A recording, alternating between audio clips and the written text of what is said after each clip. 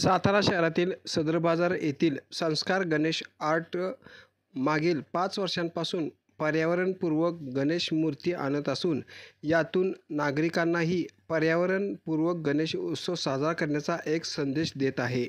यावर्षी या स्टॉलमध्ये 20 ग्रॅम वजनाची शेण व गोमूत्रापासून बनवलेली मूर्ती आली आहे।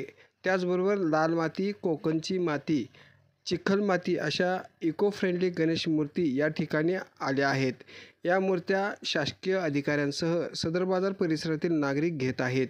या मूर्तींचे वैशिष्ट्य म्हणजे या गणरायाचे विसर्जन घरामध्ये केवळ 20 मिनिटातच केले जाते। त्यामुळे या गणेश मूर्त्यांचा पर्यावरणावर कोणताही परिणाम होत नसल्याचे स्टॉलधारक दत्तात्रय शिंदे यांनी सांगितले। जवळपास 20 प्रकारचे इको फ्रेंडली गणपती या स्टॉलमध्ये मिळत असल्यामुळे सातारा शहरासह जिल्ह्याभरातून या ठिकाणी भाविक गणपती खरेदीसाठी येत आहेत।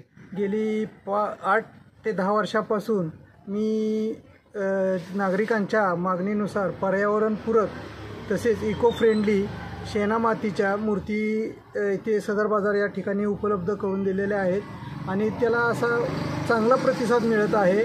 गेली 10 वर्षापासून मी लोकांना सेवा देत आहे आणि माझ्याकडे पर्यावरणपूरक अशा शेणामातीच्या 20 ग्रॅमपासून ते शाडू मातीच्या, लाल मातीच्या, चिखल मातीच्या सर्व प्रकारच्या साधारणपणे 500हून अधिक प्रकारच्या मूर्ती उपलब्ध आहेत आणि त्यासुद्धा अगदी अशा अल्पशा अशा दरामध्ये मी लोकांना सेवा देत आहे। गेली 4-5 वर्षापासून इथं सदर बाजार येथे संस्कार गणेश आर्ट हे दत्ता शिंदे आणि योगेश भोसले यांनी जे गणपतीचा जो स्टॉल लावलेला आहे तो अतिशय सुंदर आहे आणि सर्वसामान्य लोकांना परवडतील अशा गणेश मूर्ती या स्टॉलला आहेत।